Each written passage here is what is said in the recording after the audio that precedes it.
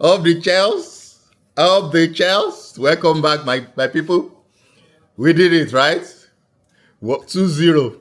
I got my prediction right. Happy weekend, guys. But we were so lucky. So this is the post-match analysis between Chelsea and Fulham. And welcome your boy, Anson Kochito Alfalio is back again. And we were just lucky. Chelsea was lucky to have scored 2 goals and the 3 points has been achieved, basically. So, first of all, I will say, well done, lads. On to the next one. No complaints. We rode our luck in the second half because it's actually a game of 2 halves. First half was terrible. Nothing to write home about. And second half, we were able to pick up and we're able to actually do very well in that second half. Right? So the high moment or the high point in the game is the first one, which is the disallowed goal. Alpha Leo will be objective. I will be very objective here. That goal should have stand as a very legit goal. It's a no-brainer. It's a goal because the defender Trevor Chalobah was actually anticipating the ball will come to him, but that decision was wrong in the sense that the Muniz player got there before him, got the ball before him, turned his back towards Chalobah as well, and he needs to, put his feet somewhere. He can't hang his foot, right? When he wants to balance himself.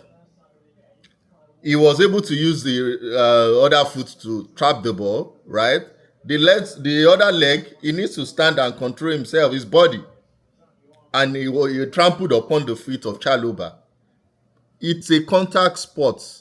Football is a contact sport, and he cannot hang his leg. But so he stamped on that feet of the Chalobah. They continued their counter-attack, and there was a goal.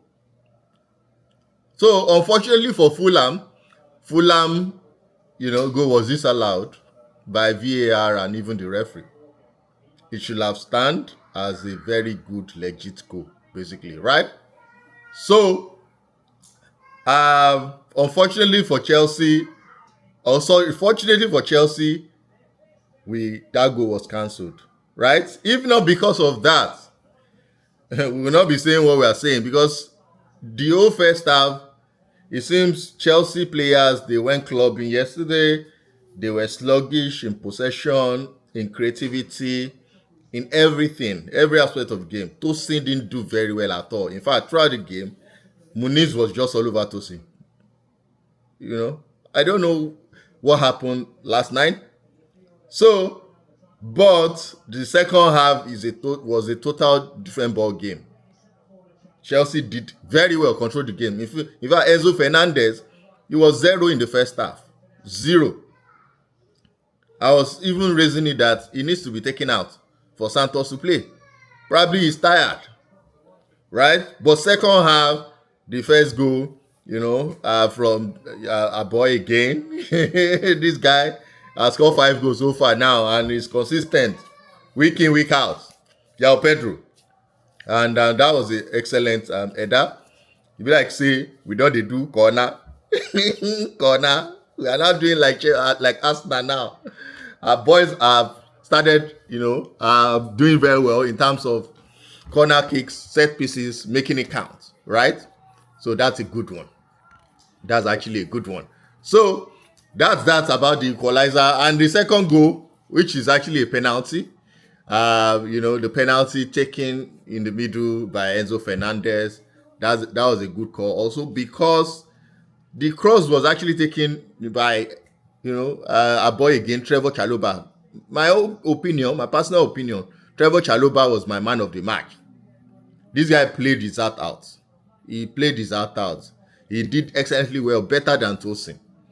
So, across the ball, the defender used his hand to, in fact, it was away from the body. So, it was a no-brainer. But people were arguing also that before that handball in the box, João Pedro actually, touched the ball, blah, blah, blah, blah. these things happens in football. We were lucky today, right, to have scored the 2 goals. So first goal was legit, but second goal, penalty, we were lucky. Disallowed goal, we were lucky. So these kind of games, right, we need to always ride our luck because it may not come next time. And we're so lucky that so far, we've got our 7 points. On to the next one. We are leading on the table on the log for now. So we see how it goes, what's going to happen going forward. That's the summary of this post-match analysis. And the not so good news now, and which every Chelsea fan is worried about, is the injury to Liam Delap. Before the disallowed goal, like 16 minutes or 15 minutes thereabout, Liam Delap was injured. He pulled his hamstring. And post-match interview by Enzo Fernández, he has confirmed that the way it's going, he may be off or away from the team for up to 8 weeks, 6 to 8 weeks. So that means there's a challenge here. I've always been saying it. We can't rely on only 2 strikers. What if one striker is injured, the second one is also injured? That's a crisis situation. So right now, we have only one fully fit striker, which is João Pedro. God forbid he's injured now. That's a crisis. So we need a replacement for who? Liam Delap. Tyree George came in, but the guy is a young star. He was bullied all over the place. In fact, he was taken out again. I was even calling him out, calling Maresca to take him out, and he did so. Because if he do that, he didn't even play anything. He was running all over the pitch. He was a small boy. He needs to go and learn. FYI, Roma advanced talks with Chelsea. They need to get him. Even Fulham have made a call this morning also to get Tyree George. So he should go on loan. Right? Garnacho was in the stand, so we already have Garnacho in that left wing. Garnacho can also play first 9, and he's very intelligent, experienced, more than Tyree George, in my own opinion. So now we have a crisis, because early this morning also, in the striking position, are outgoing. Fabrizio Romano, David Oyenson, everybody in the papers, in the online news, everywhere. Our boy, Nicholas Jackson, is heading to Bayern Munich. Right? A record loan deal of £30 million has been agreed with Bayern Munich. And there's also an agreement that there will be a buy option at the end of the summer transfer, at the end of the season. And the buy option will be like £59 million to buy Nicholas Jackson. Jackson has even agreed on this contract with Bayern as we speak. So he's heading for his medicals in Germany. And Liam Delap injury happened. So we need to make a decision. We have 48 hours to make a decision to get the striker in. Or this will be also very critical in the history of football, where somebody, well, maybe we can even decide, maybe we can even relate it to when Willian was snatched from Tottenham and signed for, Chelsea. We are saying, fine, no problem.